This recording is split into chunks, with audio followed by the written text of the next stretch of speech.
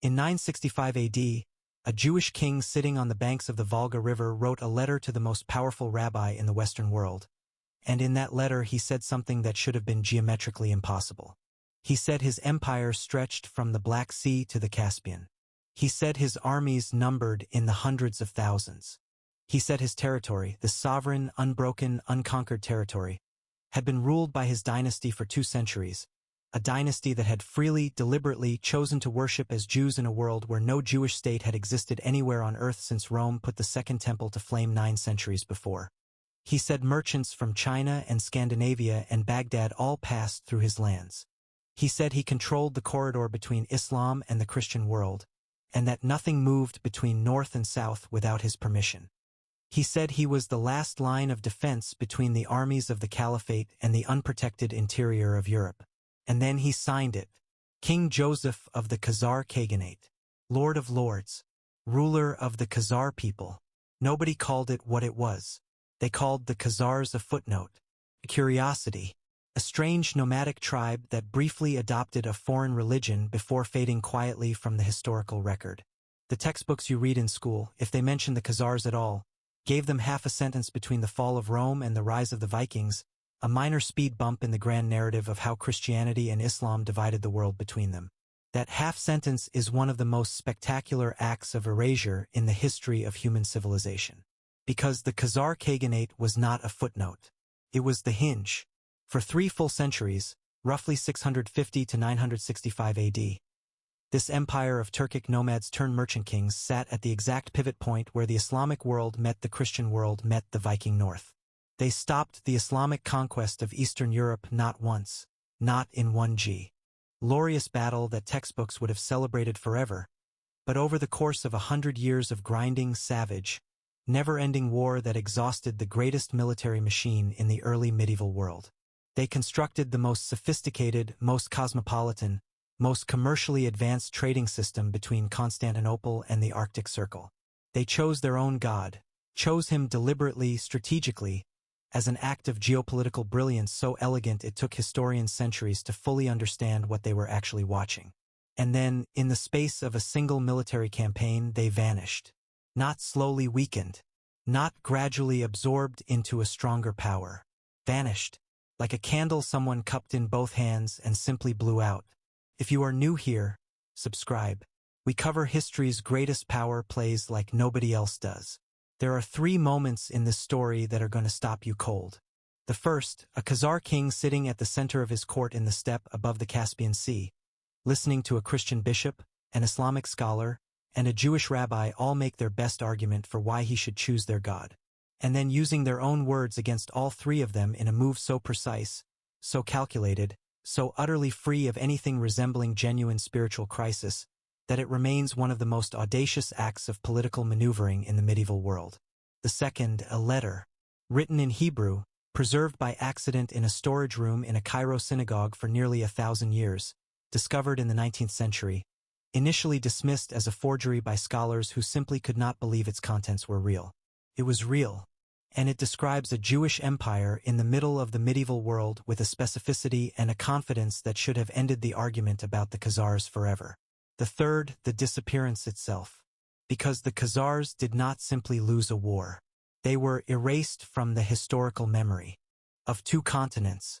The Soviet Union under Stalin actively scrubbed references to them from textbooks, because a Jewish empire that preceded Russian statehood on Russian soil was ideologically inconvenient, and Stalin, who detested the idea intensely, ordered the erasure personally. The Khazars had already been half forgotten before that. And understanding why, understanding who had the motive and the means to ensure this people stayed buried, is one of the most unsettling detective stories in the entire span of medieval history. But to understand any of it, to feel the full weight of what the Khazars built and why its collapse mattered, we have to go back to the world before they existed. Back to the landscape that made them. Back to the steppe above the Caucasus Mountains, sometime around the year 500 AD, when the territory that would one day be called Khazaria was nothing but wind, dry grass, and the sound of horses moving in the dark. Close your eyes for a moment and try to picture the world in the late 5th century. Not as a map, as a weight. In the West, the Roman Empire has just finished dying. the western half, the half that built the roads, the aqueducts, the legions, the concrete, has been carved up by migration waves and the sheer structural exhaustion of a system that had been carrying too much for too long. Romulus Augustulus, the last Western emperor, was deposed in 476 AD, and the Western world is now a patchwork of competing barbarian kingdoms sitting on Roman ruins, speaking Latin badly, arguing over which one of them gets to call itself the heir of something they barely understand. What remains of Rome is the eastern half, the empire we call Byzantium, centered on Constantinople, that extraordinary city on the Bosphorus where Europe and Asia press their foreheads together across a narrow strait of water. Byzantium is brilliant. Byzantium is wealthy. Byzantium is the most sophisticated state in the Western world in terms of administration, theology, and urban infrastructure. And Byzantium is besieged from every direction simultaneously. The Sassanid Persian Empire, ancient, proud, militarily formidable, is pressing from the east. Migration waves from the steppe keep pressing from the north. The Byzantines spend their entire military and diplomatic budget managing these pressures. They are the richest man in a burning building. To the south, the Arabian Peninsula is quiet. Unremarkably, historically quietly quiet.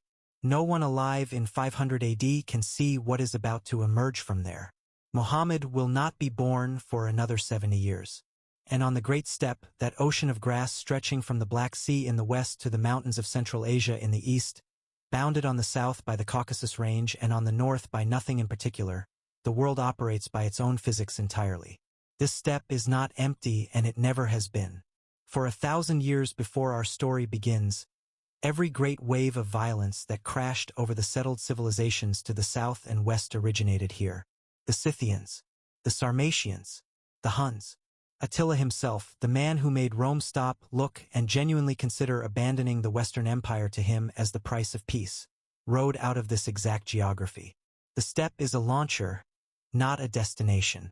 Its physics reward speed, adaptability, and the ability to read political relationships between dozens of competing tribal groups with the same instinctive fluency that a fisherman reads currents.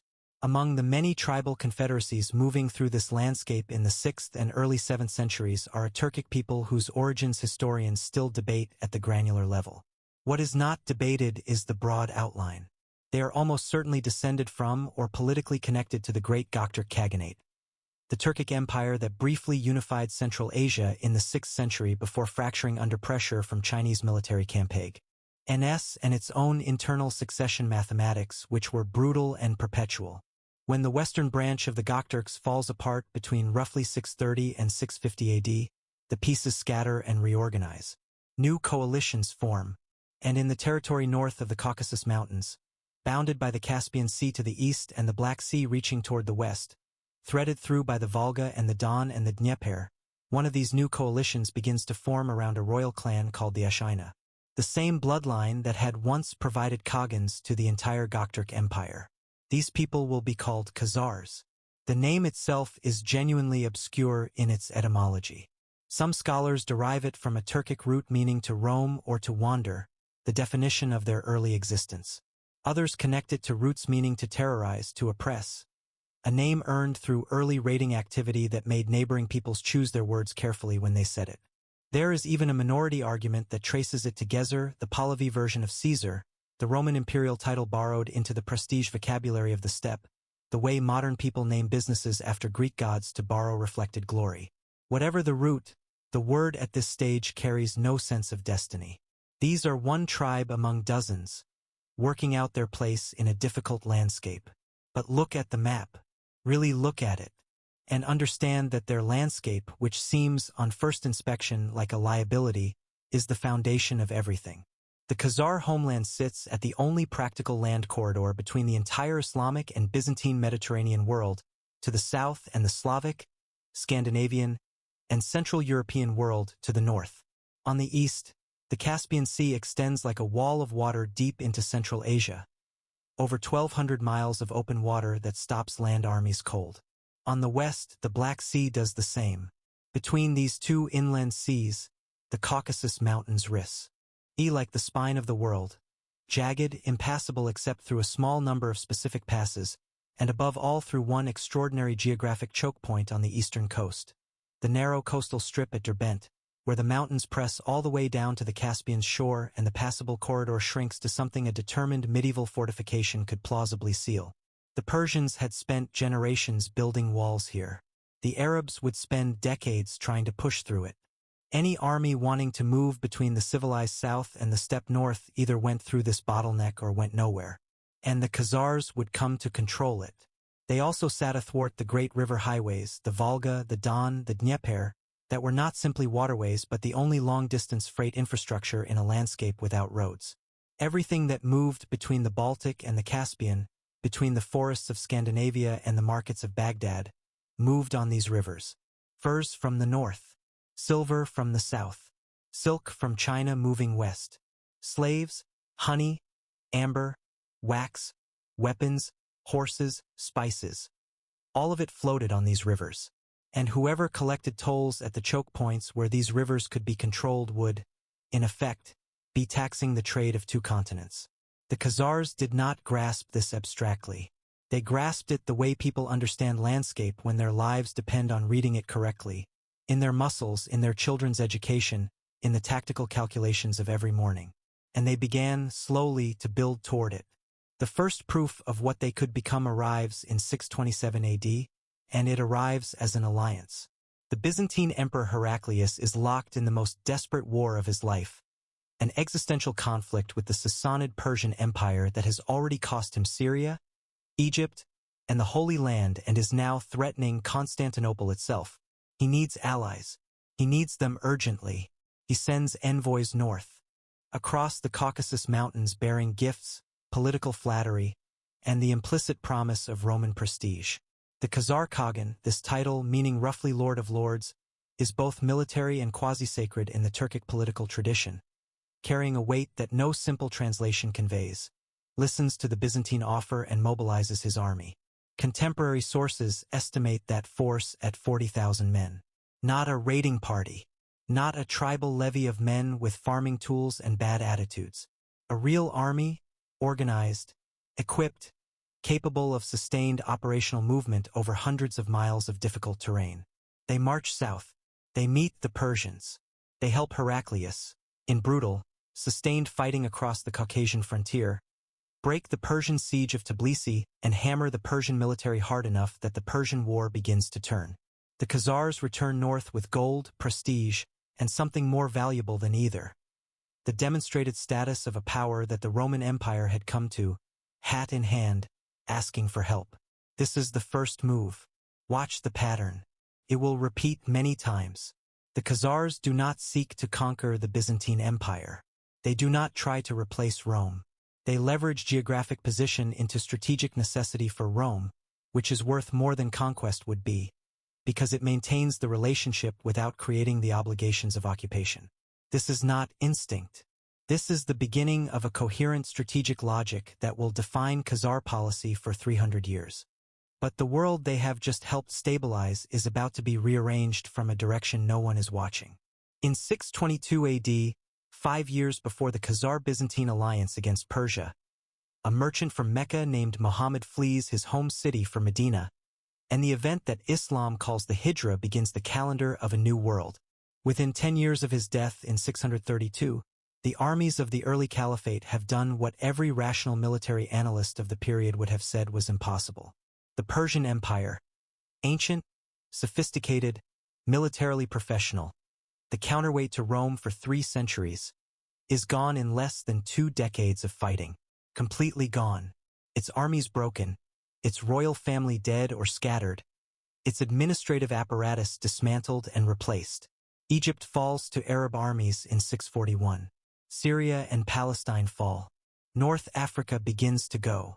The eastern Mediterranean coastline is swept clean of its previous political order with a speed that has no parallel in the ancient world, driven by a religious energy that had never had institutional weight to slow it down. No aging officer corps, no exhausted treasury, no conquered peoples dragging at its feet. The armies of the Umayyad Caliphate now turn their attention to the one direction that still stands open: north, through the Caucasus, into the steppe, into the territory of the Khazars. In 643 AD, 11 years after Muhammad's death, Arab forces push through the narrow corridor at Derbent. They take the ancient fortress city. The door to the north swings open, and what they find beyond it, waiting in the difficult ground of the Caucasian foothills and the rolling steppe above, is a Khazar military that has spent the previous 15 years fighting the greatest campaign of its early existence against Persia's ally Byzantium and emerging from it stronger, more experienced, and more organized than it had ever been. The war that begins in 643 AD and does not fully end until 737 AD, nearly 100 years, is one of the most consequential military struggles in the early medieval world, and one of the least taught. We know Charles Martel's name. We celebrate the Battle of Tours in 732 as the moment Christian Europe was saved from Islamic conquest. That battle deserves its reputation. But what was happening simultaneously on the opposite end of the Islamic expansion, in the Caucasus and the steppe above it, was fought at greater scale over a longer period with more devastating losses on both sides, and with consequences for the shape of the medieval world that equal anything that happened in France. The fighting is not a clean narrative. It is cyclical, grinding, and savage. Arab forces pour north from Derbent with the energy of an army that has just remade the world. They take the Khazar city of Balanjar in 722, the early southern capital, but the Khazars, nomadic in structure and therefore impossible to truly pin and destroy, reconstitute north of the hit zone and counterattack. In 730, a Khazar army under a commander named Barjik crosses south through the Caucasus and drives deep into what is now northwest Iran, striking the Arab provincial capital at Ardabil with enough force to kill the Arab governor Al-Jara ibn Abdallah and briefly hold the town. Arab chroniclers describe the attack with barely concealed horror. This was not supposed to happen. The steppe people were supposed to be pushed back, not pushing into the caliphate's heartland. The caliphate's response is measured and deliberate. They appoint Maslama ibn Abd al-Malik, the most capable Arab general of his generation, the man who had led the siege of Constantinople itself, to the Caucasian theater. Maslama pushes north. He poisons the water supply of Derbent to flush out the Khazar garrison. He rebuilds it as a military colony garrisoned with 24,000 Syrian troops. Not a temporary expeditionary force but a permanent settlement, a line drawn in the sand of the steppe. And then He Caliph, apparently unsatisfied with Maslama's pace, replaces him in 732 with a younger man. A man who will be known to Georgian chroniclers because of the trail of total devastation he leaves behind him on his campaigns, as Marwan the Deaf. Not deaf to sound, deaf to mercy. His name is Marwan ibn Muhammad. Marwan the Deaf is the most dangerous opponent the Khazars have ever faced, and he is more dangerous than they understand, because his genius is not tactical. It is strategic. He is a deceiver first and a general second. He approaches the Khazar envoy in 737 and tells him calmly that this year's campaign will be directed against the Alans, the mountain peoples to the west of the main Khazar territory, not the Khazar heartland itself. He even concludes a temporary truce, a show of good faith, while his army, the largest ever assembled for the Caucasian theater, sourced from Syria and the Jazeera and the Armenian principalities and even jihad volunteers traveling from across the caliphate, finishes assembling behind the mountains. The 10th century historian Balami says this army is 150,000 men. Whatever the precise number, it is enormous. It is the caliphate's maximum effort. Marwan has gone to Damascus personally to persuade the Caliph Hisham to fund this campaign. He has told the Caliph that this time there will be no partial victory, no occupied city that cannot be held. This time he will break the Khazars permanently. He attacks on two fronts simultaneously. 30,000 men advance north along the Caspian coast through the Derbent corridor. Marwan himself takes the main force, the bulk of this immense army, and crosses through the Darial Pass in the central Caucasus, the route he told the Khazar envoy he was not going to use. The Khazar Khagan has absolutely no time to respond. His armies are facing the wrong direction, positioned for the threat that was announced, not the threat that arrived. By the time the Khagan understand what is actually happening, Marwan's main force has already passed Balanjar, already crossed the Khazar defensive perimeter, already swept through Samandar, the city known for its famous vineyards and its comfortable, settled wealth. The Khagan does the only rational thing available to him. He flees north across the Volga, deep into the steppe, beyond the reach of Marwan's supply lines. Marwan follows him. The pursuit lasts 15 to 20 days by some estimates, an Arab army pushing deeper into the Eurasian steppe than any force of the Caliphate had ever reached, moving up the right bank of the Volga while what remains of the organized Khazar army moves parallel on the left bank. Marwan builds a pontoon bridge across the river and crosses. He destroys what the chroniclers call the last organized Khazar force at a battle near the Volga. He corners the Khagan. And according to the Arab sources, though it is worth noting that Arab sources have every incentive to present this as more decisive than it actually was, the Khagan capitulates. He promises to accept Islam. 2 Islamic legal experts, faqihs, are sent to instruct him in the religious obligations he has just accepted. Marwan takes his prisoners, his booty, and his triumph, and begins the long march south. He is not in Khazar territory 3 months later. He cannot be.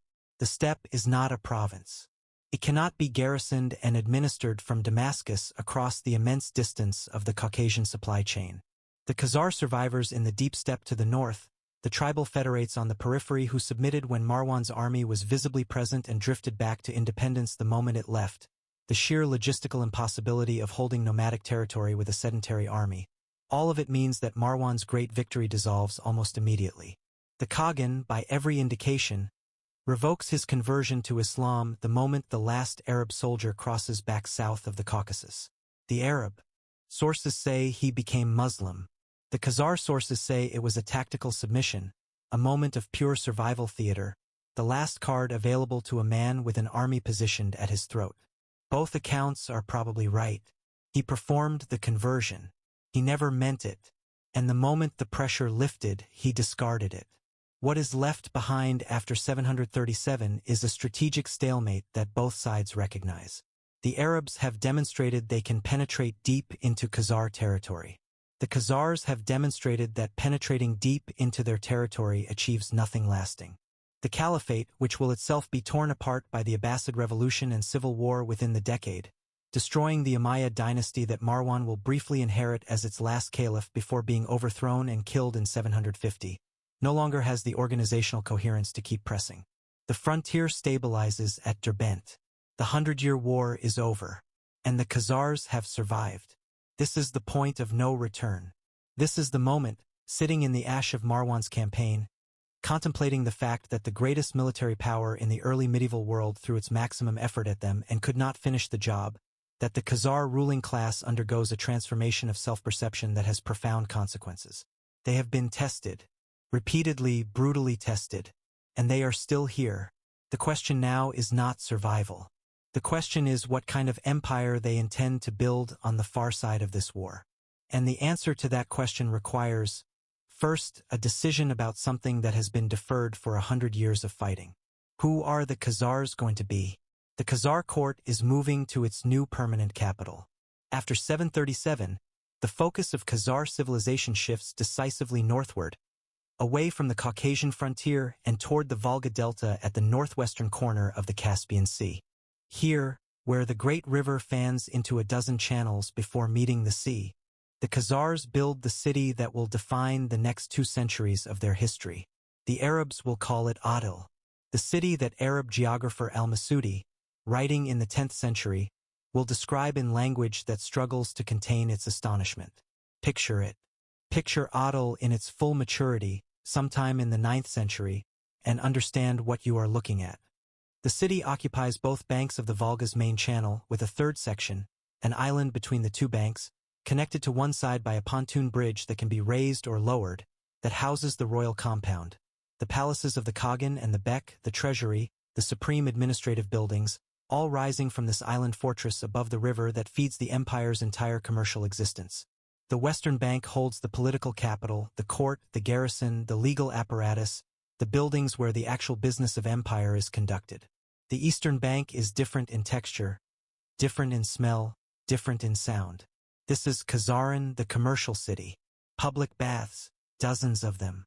Warehouses stacked with goods that have traveled from Beijing and Dublin and Baghdad and Burqa.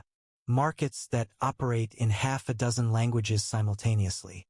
Merchants from every civilization the medieval world contains, sleeping under the same stars, buying and selling in the same streets, governed by a legal system explicitly designed to give each of them access to courts operating under their own tradition. Because this is the other extraordinary thing about Adil that the Arab geographers record with barely concealed amazement. The city has 7 judges, 7 courts, 2 Jewish judges administering Jewish law for Jewish merchants and residents, 2 Muslim judges administering Islamic law for the substantial Muslim community, which includes the Arsiya, the elite Iranian Muslim mercenary corps that is the backbone of the Khazar standing army and which has its own mosque in the commercial district, whose minaret, some sources note, rises higher than the royal castle. 2 Christian judges for the Christian community, and 1 judge administering steppe customary law for the pagan population. 7 courts. 1 city. This is not an accident. This is not organic religious tolerance born of confusion or indifference. This is deliberate policy architecture, designed and maintained by a ruling class that has decided the optimum strategy for a commercial empire is to make every possible customer feel protected enough to trade. People who are protected by law spend money. People who feel their disputes will be heard honestly build warehouses. People who believe their property is safe bring their families. The Khazar system is optimized for one thing, the maximum possible commercial throughput of the corridor they control, and the religious pluralism is a business decision as much as a humanitarian one. This does not make it less admirable. It makes it more impressive. Because choosing tolerance as policy when your 2 most powerful neighbors are in the business of religious warfare, when both Islam and Christianity are actively competing for the right to claim you, when the pressure to pick a side is immense and constant, choosing pluralism in that environment requires not just goodwill but the confidence of a power that does not need to choose. The trade that flows through Adil in this period is staggering in its volume, its diversity, and its geographic reach. The Radhanite merchants, a network of Jewish traders operating along routes that connected the Frankish kingdoms of Western Europe to the Tang dynasty of China, used the Khazar corridor as a critical link in their infrastructure. The Arab postal official Ibn Khordadbeh, writing a precise description of these trade routes around 870 AD, documents how the Radhanites travel from France to the Caspian, through Khazar territory, to reach Persia and India. He notes they speak Arabic, Persian, Greek, Frankish, Slavic, and other languages. They carry swords, furs, and sables south and east. They bring spices, silk, and precious metals back west. The Khazar corridor is the indispensable middle section of the most ambitious commercial network the early medieval world had managed to build.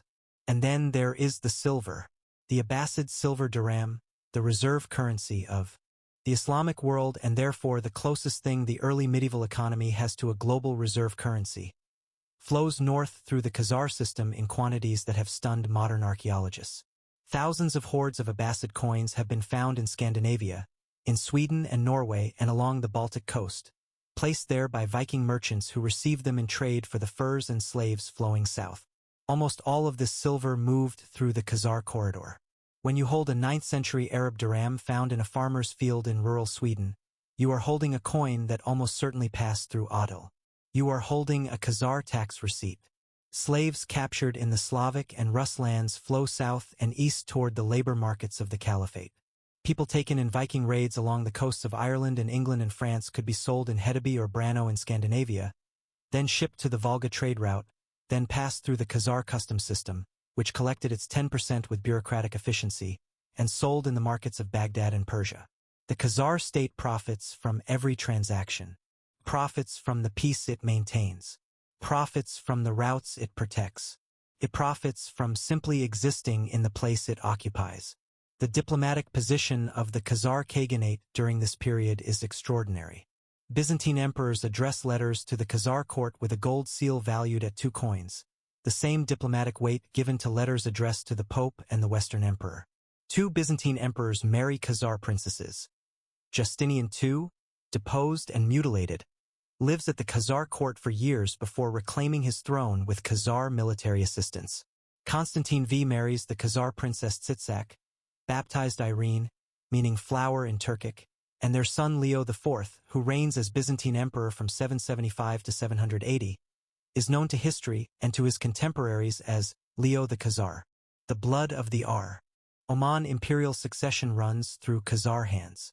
Not metaphorically, literally, genetically, through the body of a woman from the steppe above the Caspian Sea. And under all of this visible, dazzling wealth and power and diplomatic prestige, in the very center of it, sits the question that the 100 years of Arab war has finally forced into focus. What does the Khazar Khaganate believe? The Khazar ruling class is intelligent. Deeply, calculatingly intelligent about power. They understand that in the world they inhabit, religious identity is not a private matter. Religious identity is political allegiance made visible. The Byzantine Empire uses Christianity as a tool of incorporation. When a people convert, they enter a relationship of spiritual subordination to the Patriarch of Constantinople, which the emperor's diplomats routinely leverage into claims of political suzerainty.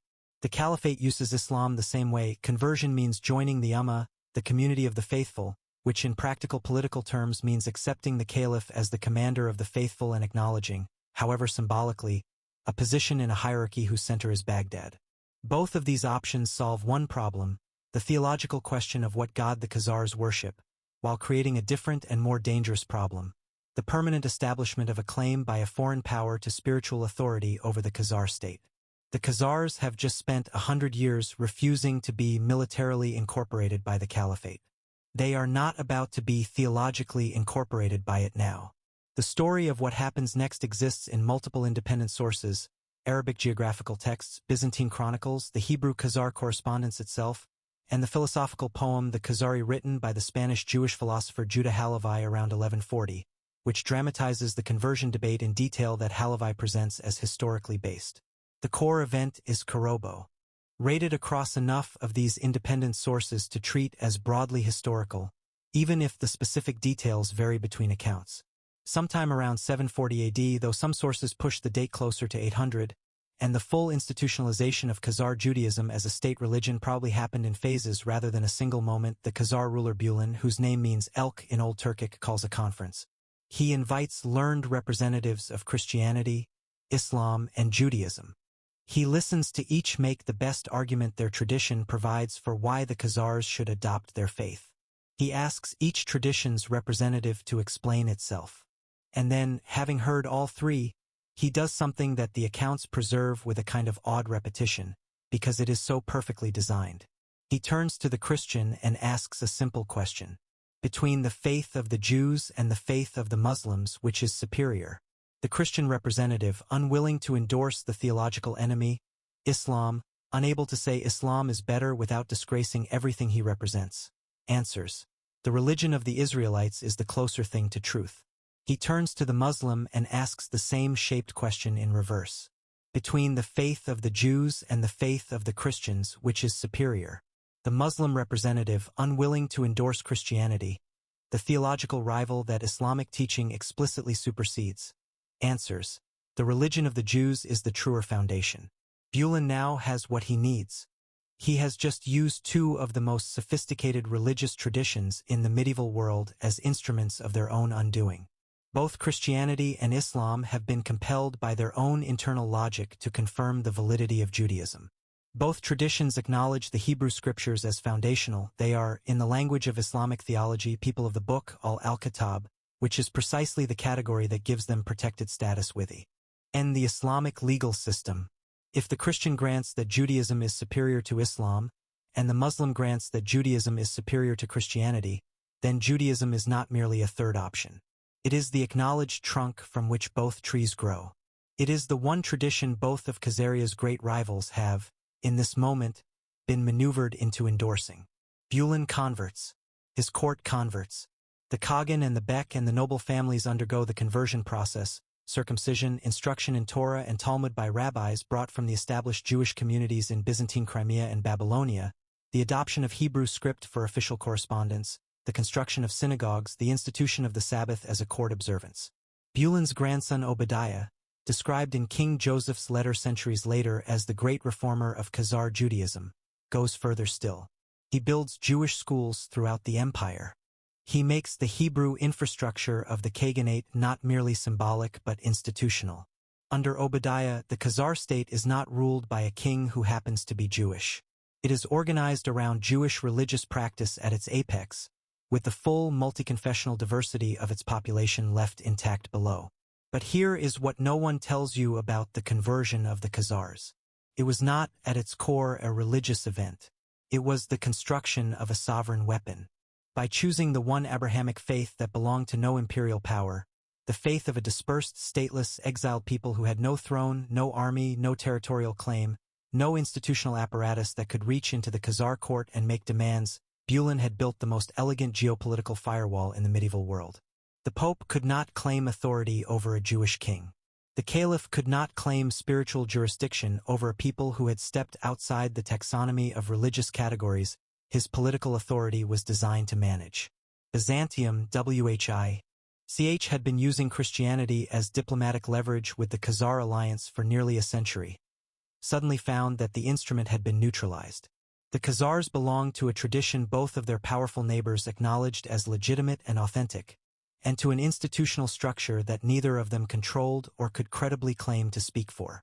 Judaism as a religion is structured around law, text, and communal practice. It has no pope.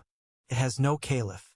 It has rabbinic authorities scattered across the diaspora, issuing learned opinions that carry weight through their persuasiveness rather than institutional coercion. Choosing this tradition is choosing a faith without a headquarters, a faith without a political center, a faith that, uniquely in the medieval world, you could adopt without simultaneously subordinating yourself to someone else's throne. This is the conversion, not a spiritual awakening, not a crisis of faith, a sovereign act, a calculated declaration of independence dressed in the clothing of religious practice. The most beautiful geopolitical maneuver of the early medieval period, hidden in plain sight, which is why it has taken historians so long to fully appreciate what they were actually looking at. The trap is now set. The Khazars have their firewall. They have their commercial empire. They have their dual kingship system, the Khagan as sacred figurehead, the Bek as executive power, the two of them in permanent negotiated tension, creating a political architecture that is resilient to the death or capture of either individual because power is never fully concentrated in one place. They have their 7 courts and their cosmopolitan capital and their silver-heavy trade routes and their Byzantine marriage alliances. King Joseph, writing to the Rabbi Hasdai ibn Shaprat in Cordoba around 960 AD, in the letter that will be discovered in the Cairo Geniza nearly 1,000 years later, preserved by accident in a synagogue's document storehouse because texts containing the name of God must not be destroyed, Joseph writes with the confidence of a man at the center of the world. He is writing this letter in approximately 960 AD. Sarkal will fall in 965. He cannot see it coming. And that is the most tragic thing about the whole story. The Khazars at peak power present a spectacle that no civilization of their time or region can match for sheer organizational sophistication. The evidence of their commercial dominance is material and specific. Thousands of hoards of Abbasid silver dirhams have been recovered from Scandinavian soil, from Sweden, Norway, along the Baltic coast, from Birka and from Viking burial mounds in Ireland. These coins did not walk to Scandinavia by themselves. They moved through the Khazar commercial network, passed north along the Volga trade route by Rus and Viking merchants who received them in payment for furs, wax, and human beings, and who buried them as wealth storage in the cold northern soil where they would lie for 1,000 years until archaeologists found them. When you look at the silver, scattered across northern Europe like seeds from a river source, you are looking at the material legacy of the Pax Khazarica, the Khazar peace, the approximately 150-year period between the end of the Arab Wars and the beginning of Rus' expansion in which the steppe corridor functioned as a zone of productive commerce rather than perpetual violence. This peace is not a natural condition. Natural conditions on the Eurasian steppe are violent. The peace is engineered and maintained by the Khazar administrative system, by the tributaries and the customs posts and the diplomatic relationships with the dozen or more tribal peoples who operate within the Khazar orbit. The Pecheneg, a powerful nomadic confederation to the northwest, are contained. The Volga Bulgars, to the north along the river, pay tribute and provide trade access. The Magyar tribes who will one day become the founders of Hungary operate as Khazar vassals, providing military manpower and acknowledging Khazar suzerainty in exchange for the security of the Khazar umbrella. The Alans, the mountain peoples of the Caucasus, acknowledge Khazar power. The early Slavic principalities send tribute south and east, not because they love the Khazars, but because the Khazar system provides more stability than the alternative, which is exposure to the uncontrolled steppe. At the height of Khazar power around 850 AD, the territory of the Khaganate covers approximately 3 million square kilometers, an area larger than Western Europe. It is not administered like a Western European kingdom, with governors and censuses and territorial taxation. It is administered like a sophisticated commercial empire, organized around the flows of goods and tribute that keep the center viable. The Khazar center does not need to be everywhere. It needs to be at the point where everything must pass. It needs to be, in the language of modern logistics, the hub. And Adal, sitting at the intersection of the Volga, the Caspian, and the overland routes to the Caucasus, is the hub that everything else orbits. Ibn Fadlan, the Arab diplomat who traveled through Khazar territory in 921 AD on his way to the Volga Bulgars, describes aspects of the Khazar court system with the careful detail of a man trained to observe and record. He notes the absolute sacred authority of the Khagan, the degree to which the sacred king is insulated from ordinary contact, appearing before the public only on ceremonially defined occasions, carried on a throne, surrounded by ritual. He also notes with Arab precision that the real power, the treasury, the army, the diplomatic correspondence, the daily business of the empire belongs entirely to the Bek. And he notes the multinational quality of the court itself, the way it represents in miniature the commercial diversity of the empire it governs. The Muslim Arsia soldiers, those Iranian mercenaries whose military professionalism forms the core of the Khazar standing army, live in their own district of Adal, with their own mosque, under their own officers, provided with regular pay from the Khazar treasury. Their service agreement, as recorded in the sources, includes a remarkable clause. They will fight any enemy of the Khazar state, but they will not be required to fight against other Muslims. This clause, this explicit carve-out for religious solidarity, this acknowledged limit on the mercenary's total obligation to his employer, is the hairline crack in the Khazar military system. It is small.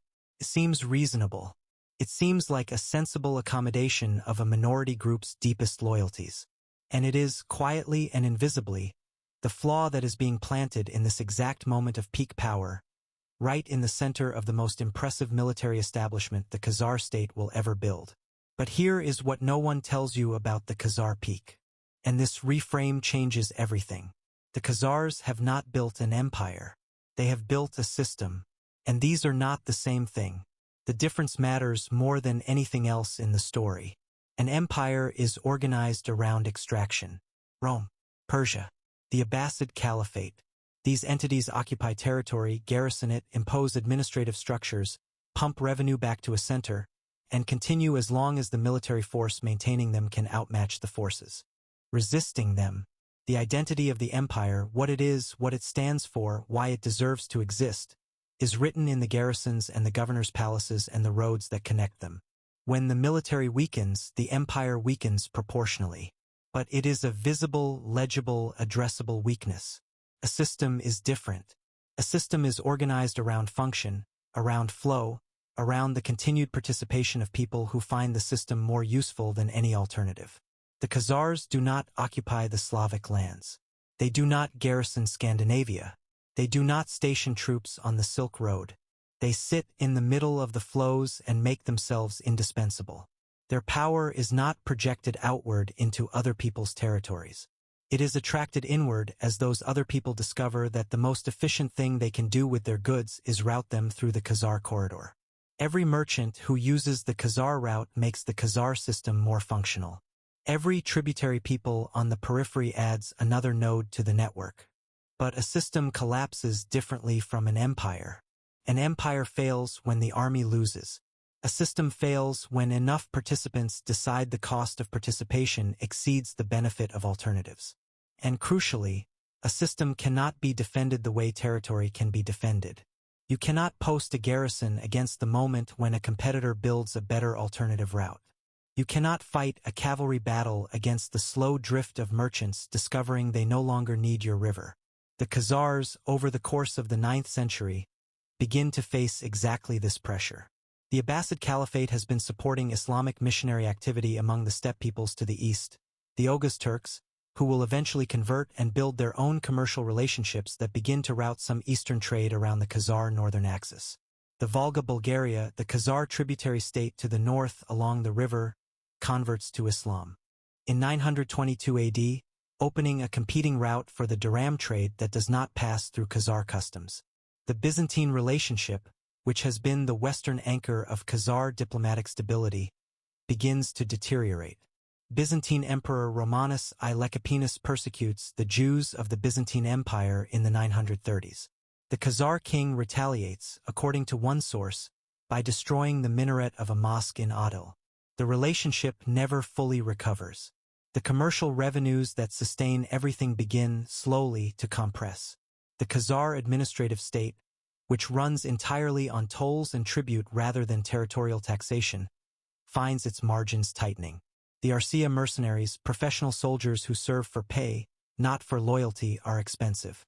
The tribute relationships on the periphery, which have held together during the long Pax Khazarica because the center is clearly stronger than any alternative, begin to show the first signs of strain when the center is no longer so obviously unassailable.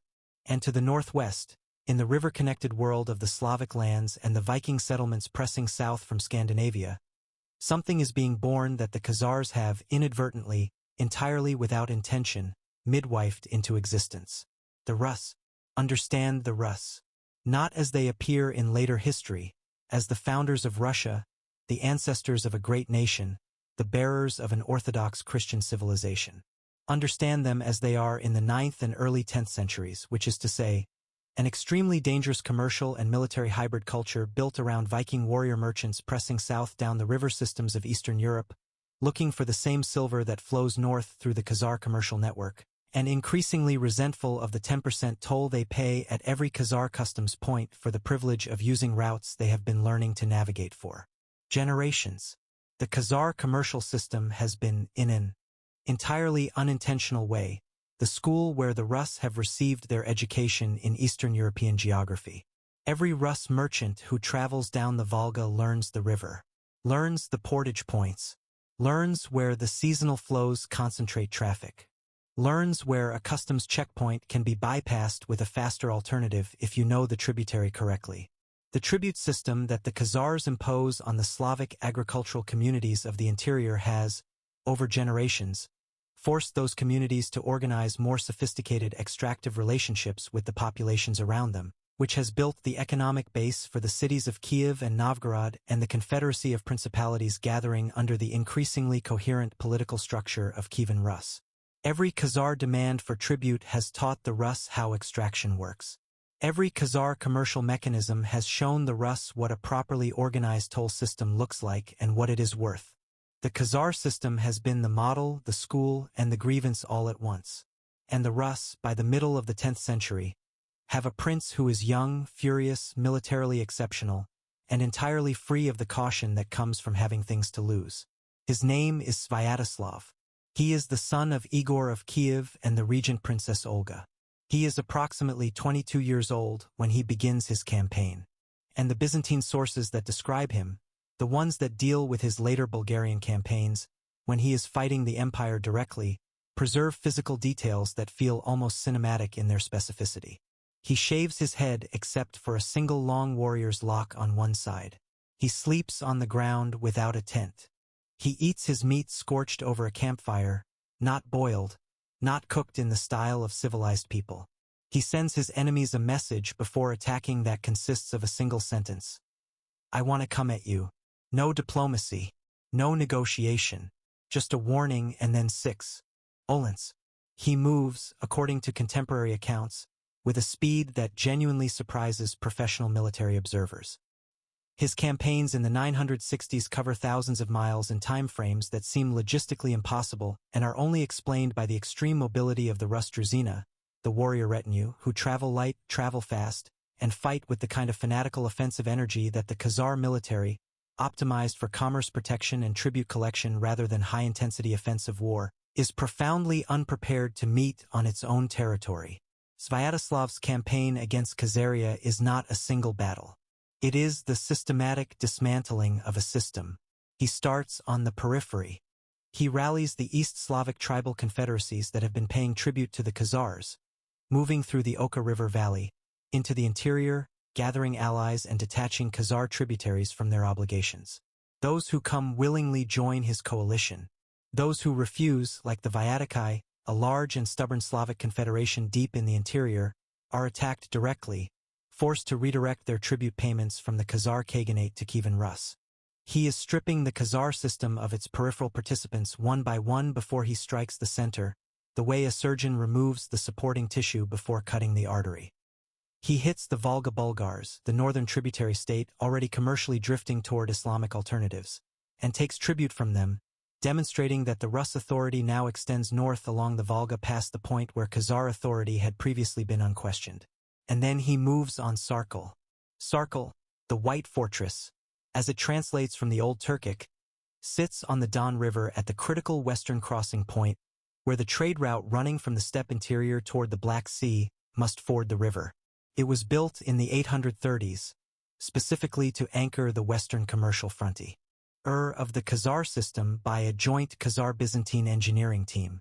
A Byzantine architect named Petronas Komateros oversaw its construction. The Byzantines provided the engineering. The Khazars provided the location knowledge and the labor.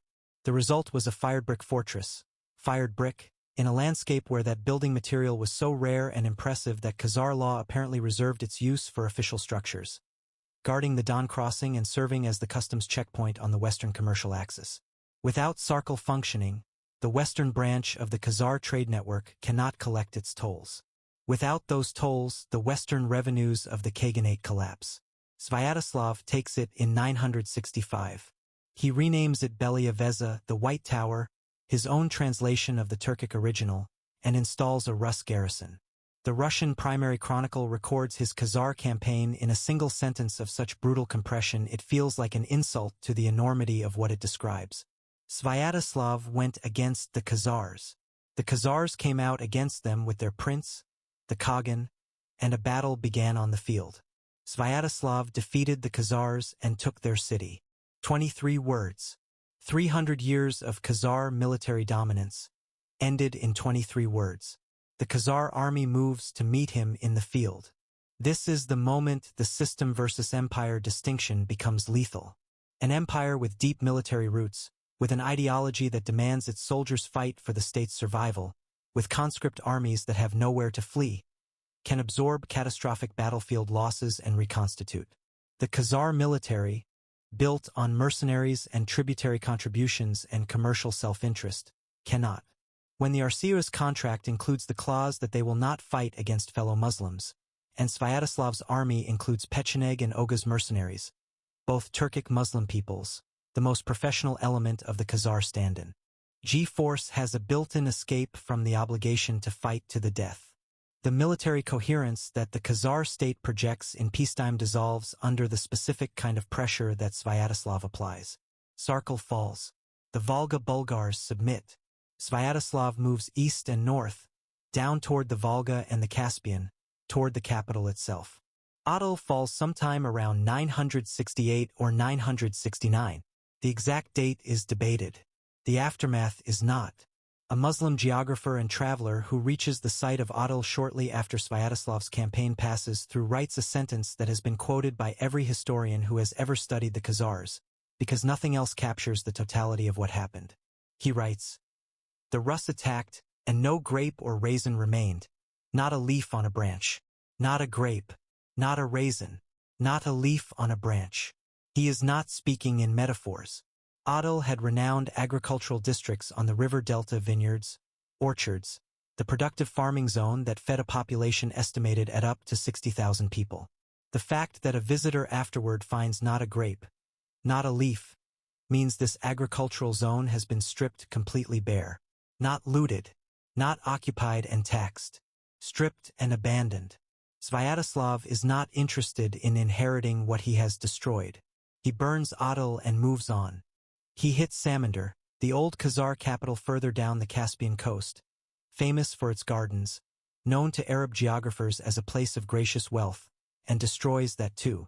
He pushes into the Caucasus, subjugates the Alans and the Circassians. He returns to Kiev having created the largest state in Europe in a campaign cycle that lasted less than 2 years.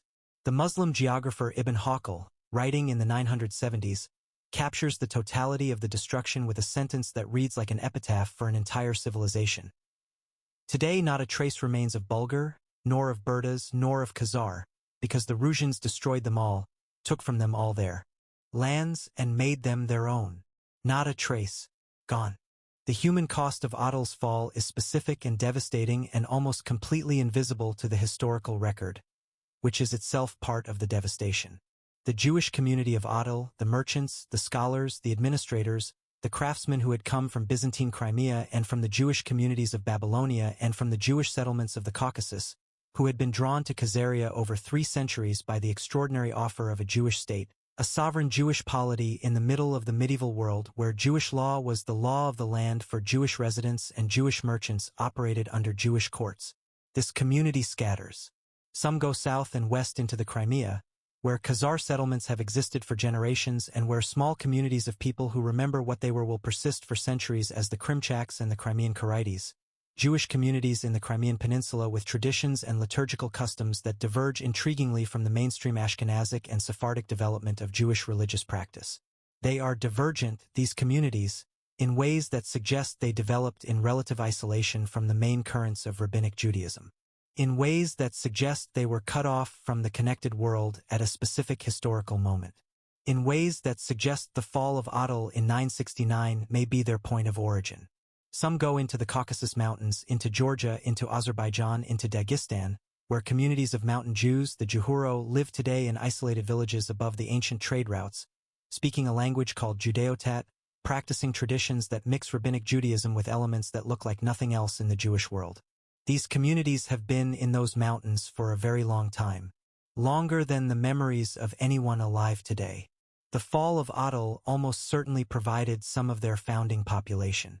Some simply disappeared into population that absorbed them, into rural communities that had no need for written records, into the silence of the medieval world's vast majority, who left nothing behind because they had nothing the record keepers valued.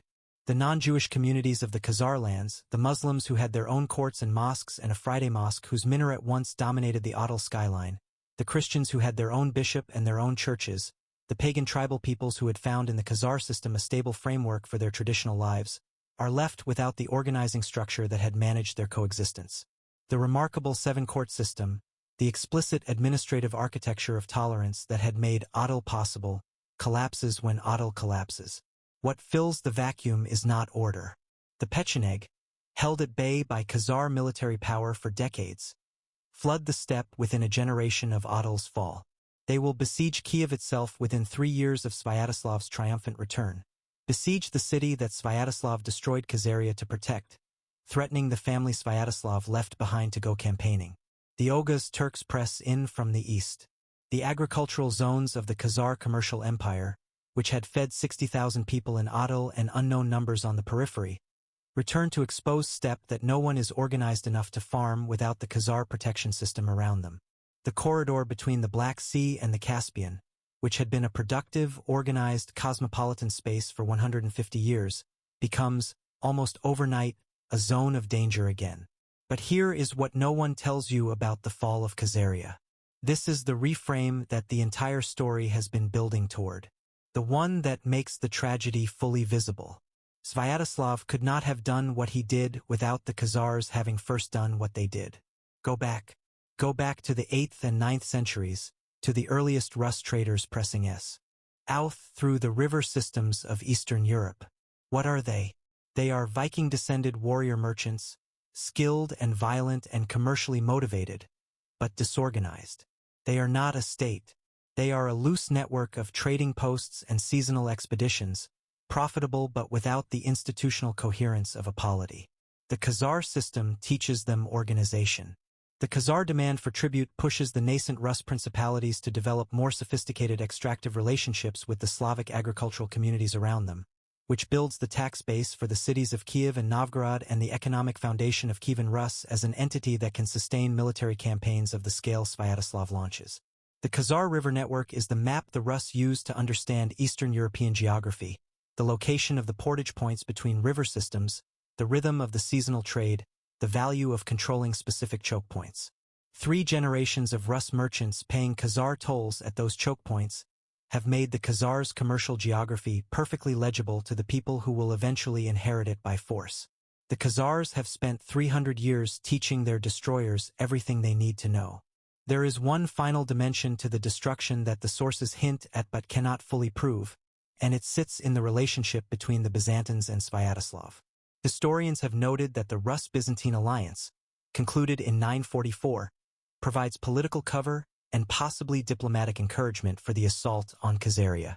The Byzantines had been growing uncomfortable with the Khazar alliance since the persecutions of the Jews under Romanus I, persecutions that the Khazar king had retaliated against, damaging the relationship beyond easy repair. A Jewish empire that protected Jewish communities against Byzantine persecution was no longer the kind of ally Byzantium needed. And the Khazar buffer, which had served Byzantium so well against the Islamic south during the Arab Wars, was now separating Byzantium from the Rus north, blocking direct Byzantine access to the commercial and military potential of the Slavic world. Getting rid of the Khazars was, in the short-term Byzantine calculation, a solution to multiple problems simultaneously. It was a catastrophic miscalculation, because a Byzantine court source from the period recognizes, with the clarity of hindsight, exactly what destroying Khazaria actually accomplished. It unleashed the Pecheneg. It created the steppe vacuum that every subsequent nomadic wave, the Cumans, the Mongols, the forces that will eventually threaten and then destroy Kiev itself, will flow through. Removing the Khazar buffer did not bring Byzantium and the Rus closer together in a manageable alliance. It opened the steppe to forces that neither of them could control, and set in motion a series of consequences that will end, 3 centuries later, with the Mongol destruction of Kiev and the burning of Constantinople. The Byzantines helped kill the dam, and then they drowned in the flood. The Khazars built the weapon that destroyed them, and when it destroyed them, it destroyed the thing that had been keeping the rest of the world safe from exactly the flood that followed. What is left? This is always the hardest question to answer about a people who vanished so completely that historians are still, today, arguing about whether archaeologists have correctly identified the location of their capital. The site near the village of Samastelka in the Volga Delta was claimed as Atil in 2008 excavations revealing fired brick foundations, Khazar period ceramics, glassware, jewelry, and traces of a massive fire consistent with the 9th decade destruction. A 2020 reassessment by the Russian Geographic Society disputes this identification and redirects attention to the nearby Semibugri site. As of this writing, no confirmed location for the most important city in early medieval Eastern Europe has been established. The capital of the Khazar Khaganate is still literally lost. We do not know where it is buried. We do not know what it looks like underground. The most powerful city in early medieval Eastern Europe between Constantinople and Baghdad lies under the Volga Delta somewhere, unexcavated, waiting. The Soviet Union under Stalin actively made the problem worse. Stalin ordered references to Khazar history removed from Soviet textbooks explicitly because the existence of a Jewish empire that preceded Russian statehood on Russian soil, an empire that in many senses was the organizational predecessor of Kievan Rus itself, contradicted his theory of Russian historical development. Soviet scholars who worked on Khazar history faced professional consequences. The study of the Khazar Empire was, in the blunt phrase of one Russian historian, discouraged.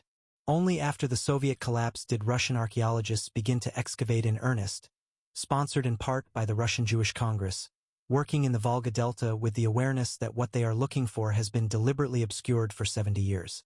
This is the second erasure. The first was Sviatoslav's military destruction of 969. The second was Stalin's ideological destruction of the 20th century. A people who had already been physically annihilated were then historically annihilated. Their story was removed not once but twice. And yet the fingerprints are everywhere, for those who know where to look. The Caspian Sea is still called the Khazar Sea in Turkish languages. Khazar Denizi in modern Turkish. The name has not changed in 1,000 years. Every time a Turkish shipping forecast mentions the Caspian, the ghost of the Khaganate speaks in the syllables. The Hungarians carry the Khazar inheritance in the bones of their medieval political structure. The dual kingship system, the Ula and the Kenda, the 2 leaders of early Hungarian political organization, mirrors exactly the Khazar Kaganenbek model. The Arpad dynasty that founded medieval Hungary descended from a Hungarian Khazar political coalition. A dissident group of Khazars called the Khazars, who left the Khaganate during an internal succession crisis in the 9th century, joined the Magyar westward migration and became part of the tribal confederation that settled in the Pannonian Plain and became Hungary. Their descendants are Hungarian. The founding bloodlines of a major European nation include Khazar blood, Khazar political structure, and possibly Khazar religious tradition. Jewish burial symbols, menorahs, and shofars have been found in warrior graves from the Magyar migration period.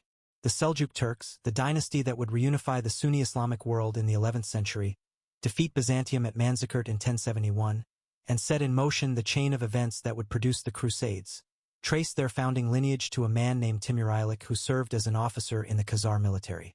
His son Seljuk founded the dynasty. The most consequential Islamic empire of the high medieval period began as the descendant of a Khazar soldier. The word Bogatyr, the Old Russian word for brave knight, the heroes of Russian epic poetry, the word that appears in the folktales you know if you know Russian culture at all, derives, linguists have established, from the Khazar word baghater. The Russian language carries Khazar vocabulary in its most heroic register. The Rus princes borrowed the title Khagan from the Khazars. Khazar-style clothing and pottery have been found in Viking burial sites at Chernigov, Gnezdovo, Kiev, and as far away as Burka in Sweden. The legal procedures of early Kievan Rus were modeled on Khazar legal practice. The people who replaced the Khazars were shaped by the Khazars at every level. Their language, their politics, their legal system, their very idea of what a powerful leader is called. The Khazars dissolved into the peoples who came after them, and those peoples became the medieval world, carrying Khazar DNA and Khazar vocabulary and Khazar political structures without knowing where any of it came from. And the geography remains, as it always does, the most honest record. The corridor between the Black Sea and the Caspian Sea, the 40-mile-wide choke point at Derbent, the Volga Delta, the Don River crossings, the mountain passes of the Caucasus, these places are still the most contested strategic real estate in the modern world. The wars in Georgia in 2008. The conflict over Nagorno-Karabakh between Armenia and Azerbaijan. The Russian pressure on Ukraine. The Turkish calculation about the Caucasus. The question of who controls the pipelines carrying Caspian energy to European markets. Every one of these modern geopolitical disputes is fought over the same geography, for the same fundamental reason that made the Khazars powerful in the first place. The corridor between the Black Sea and the Caspian is still the hinge between the European North and the Asian South. It is still the place that whoever controls it can demand a toll from everyone else. The Khazars proved this proposition definitively for 300 years. Every subsequent empire that has tried to hold that corridor, and there have been many, has been working, knowingly or not, within the strategic reality that the Khazars were the first to demonstrate at this scale. What did King Joseph actually win? What did the Khazar people actually build and hold and lose across 3 centuries? They won an interlude. 30 generations of people who lived in a system more tolerant of religious difference, more commercially sophisticated, more politically inventive, and more genuinely sovereign than anything else available in their time and place on earth. They won the letter that Joseph wrote and the Cairo Genizah that preserved it and the argument about their legacy that scholars are still conducting today. They won the proof, the single most important proof the medieval world produced, that a people could choose their own God as an act of sovereignty rather than submission, that Jewish identity could be a political decision and not merely a diaspora's inheritance, that the faith of a stateless and scattered people could be the theological armor of an empire if the empire deploying it was intelligent enough to understand what it was holding. And they won their place in the geography. The Caspian Sea still carries their name in the languages of their neighbors. The steppe above the Caucasus still remembers, in the shape of its political contests, the 300 years when someone sat in the middle of everything and made the whole world pay for the privilege of passing through. They didn't conquer the world for any god. They sat in the middle of the world where all the gods met, and for 300 years they made the traffic flow. And we are still fighting over that middle, in the same valleys, along the same rivers, through the same mountain passes, because no one has ever solved the problem the Khazars solved for 3 centuries, and the moment they were gone, the world felt the absence. If the story reached you, leave a comment. Tell me what part of this you were never taught, because that list is longer than any of us should be comfortable with.